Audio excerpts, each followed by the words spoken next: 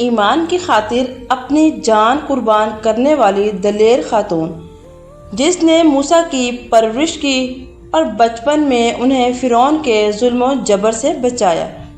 لیکن جب وہ خاتون اللہ پر ایمان لائیں تو فرعون نے اس کے ساتھ کیا سلوک کیا، اور ایسا کیا ہوا کہ اس خاتون کو دنیا کی عظیم خاتون کا لقب دیا گیا۔ فرعون مصر کا ایک ظالم و جابر بادشاہ تھا۔ اس نے مصر میں آباد قوم بنی اسرائیل کو غلام بنا رکھا تھا اور ان پر ظلم و ستم کے پہاڑ توڑتا تھا۔ فرعون نہایت ہی ظالم اور مغرور بادشاہ تھا۔ وہ خود کو خدا اور رازق کہلواتا تھا، لیکن کسی میں بھی اتنی جرأت نہ تھی کہ فرعون کی مخالفت کر سکے۔ لہٰذا اللہ نے فرعون کے خاتمے کا ارادہ کیا تو بنی اسرائیل میں موسیٰ علیہ السلام کی پیدائش ہوئی۔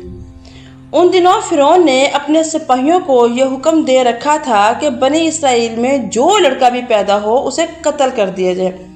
لہٰذا اس مصیبت و آفت کے دور میں مجبوراً موسیٰ علیہ السلام کی والدہ نے حضرت موسیٰ کو ایک صندوق میں رکھ کر صندوق کو مضبوطی سے بند کر دیا اور اسے دریائے نیل میں ڈال دیا۔ دریا سے نکل کر ایک نہر فرعون کے محل کے نیچے سے بہتی تھی۔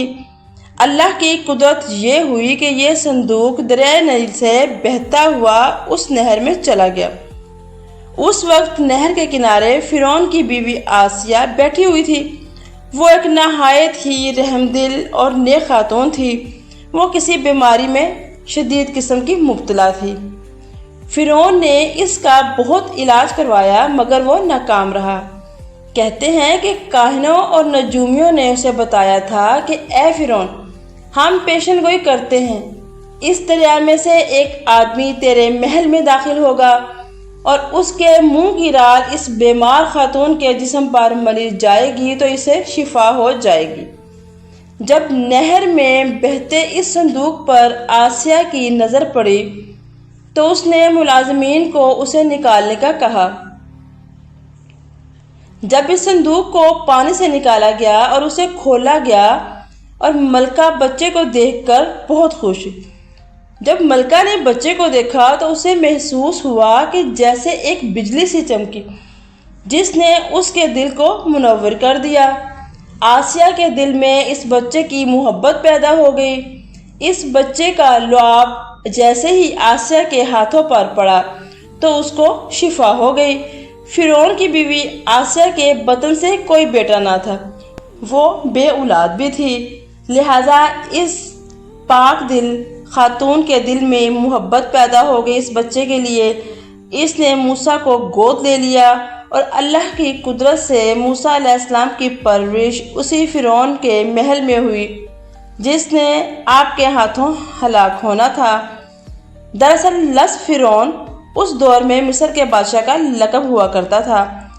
موسیٰ کے قصے میں دو فرعونوں کا ذکر آتا ہے، ایک وہ جس کے زمانے میں آپ پیدا ہوئے اور جس کے گھر میں آپ نے پرورش پائی، اور دوسرا وہ جس کے پاس آپ بنی اسرائیل کی آزادی اور خدا کا پیغام لے کر گئے اور جو سمندر میں غرق ہو گیا۔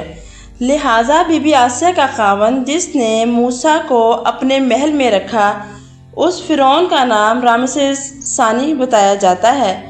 دراصل بی بی آسیہ ریان بن ولید کی پوتی تھیں۔ ریان بن ولید وہی بادشاہ تھا جو یوسف کے دور میں عزیز مصر تھا، اور اس نے حضرت یوسف علیہ السلام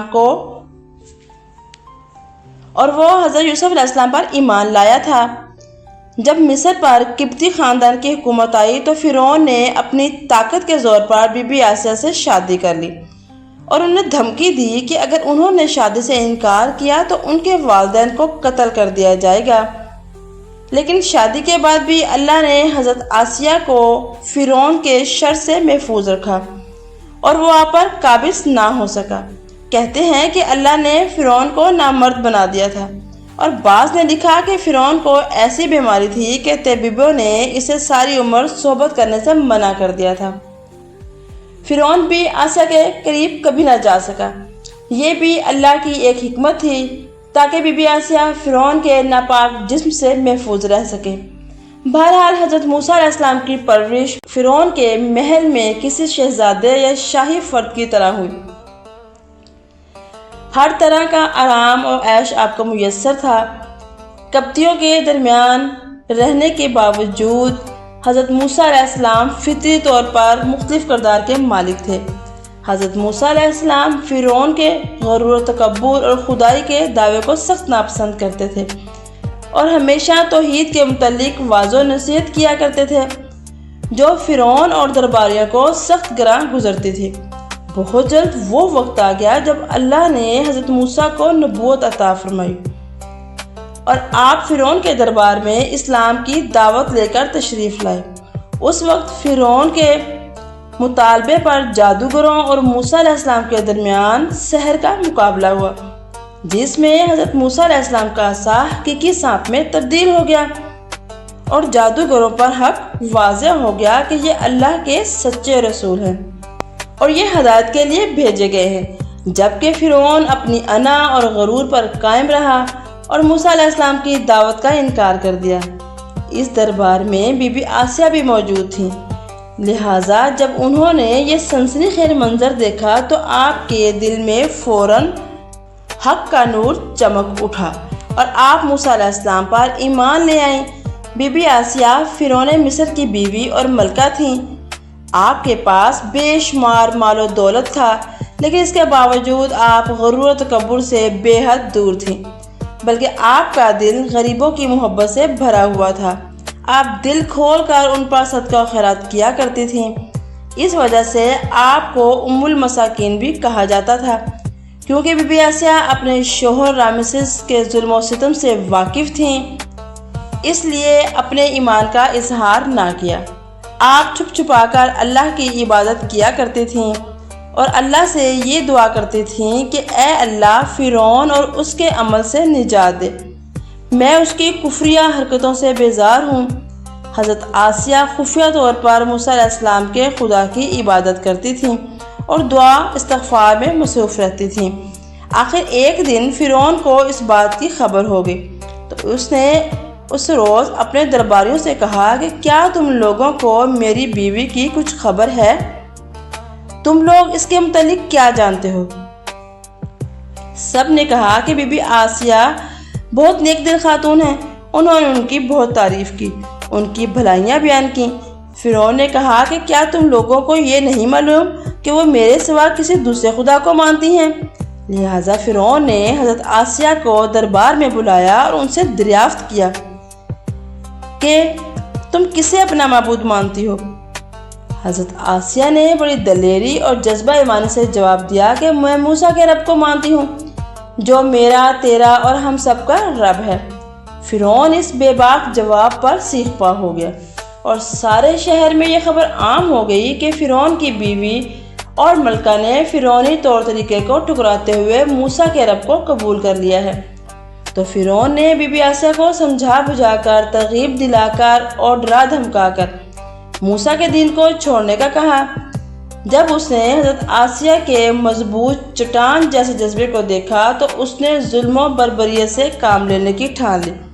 فرعون نے اپنے اہلکاروں کو حکم دیا کہ آسیہ کو تپتے ہوئے ریگستان کی دھوپ میں لٹا دیا جائے، لہٰذا آپ کو شدید گرمی میں تپتے صحرا میں چھوڑ دیا گیا۔ فرعون اس جگہ دورہ کرتا رہا اور کہتا رہا کہ تم باز آ جاؤ، اگر تم نے میری بات نہ مانی تو شاہی محل کی زندگی اور آرام و عیش آپ سے چھن جائے گا۔ مگر حضرت آسیہ پر ان تمام باتوں کا کوئی اثر نہ ہوا، کیونکہ آپ کو جنت کے اس لافانی محلات پر ایمان تھا جو اللہ نے انہیں عطا کرنے کا وعدہ کیا تھا۔ جب فرعون نے حضرت آسیہ کی ثابت قدمی کو دیکھا تو انہیں شہید کرنے کا فیصلہ کیا اور اپنے اہلکاروں سے کہا کہ کہیں سے ایک بڑی سی چٹان اٹھا لیں اور کہا کہ آسیہ کو چت لٹا دے اور اس پر چٹان گرا دو۔ لہٰذا جب یہ لوگ پتھر لائے اور حضرت آسیہ کو لٹایا گیا تو آپ نے آسمان کی طرف دیکھا تو پروردگار نے حجاب ہٹا دیے اور جنت کو اور جو محل ان کے لیے بنایا گیا تھا اسے انہوں نے اپنی آنکھوں سے دیکھا۔ آخرکار اس پتھر کو ان پر گرا دیا گیا اور آپ کی روح پرواز کر گئی۔ حضرت آسیہ رضی اللہ تعالیٰ عنہ کے فضائل احادیث میں کچھ ان الفاظ میں بیان کیے گئے ہیں کہ رسول اللہ نے فرمایا، مردوں میں تو بہت سے درجہ کمال تک پہنچے، لیکن عورتوں میں صرف سوائے فرعون کی بیوی آسیہ اور عیسیٰ کی والدہ مریم بنت عمران کے اور کوئی عورت اس درجہ کمال تک نہ پہنچے۔ اس طرح ایک اور روایت میں آتا ہے کہ آپ نے فرمایا، جنتی عورتوں میں سب سے افضل خدیجہ بنت خویلد، فاطمہ بنت محمد اور فرعون کی بیوی آسیہ اور عیسیٰ کی والدہ مریم بنت عمران شامل ہیں۔ ایک روایت میں ہے کہ بی بی آسیہ کا نکاح جنت میں محمد صلی اللہ علیہ وآلہ وسلم سے ہوگا۔ لہذا روایت ہے کہ رسول اللہ نے فرمایا، جنت میں میرا نکاح مریم بنت عمران، موسیٰ کی بہن کلثوم اور فرعون کی بیوی آسیہ سے ہوگا۔ سامعین کرام، حضرت آسیہ ایسی حکومت کے ساتھ، ایسے دربار کے اندر، مال و دولت، اطاعت مند کنیزوں کے ساتھ ایک بہترین زندگی گزار رہی تھی، لیکن انہوں نے حق کو قبول کیا اور موسیٰ علیہ السلام کے دین پر ایمان لے آئے۔ انہیں معلوم تھا کہ ایمان لانے کی وجہ سے ان کی تمام خوشیاں اور مقام و منزل چھن سکتے ہیں، یہاں تک کہ جان بھی جا سکتی ہے، لیکن آپ نے حق کو قبول کیا اور اپنے گزشتہ اعمال پر توبہ کر لی۔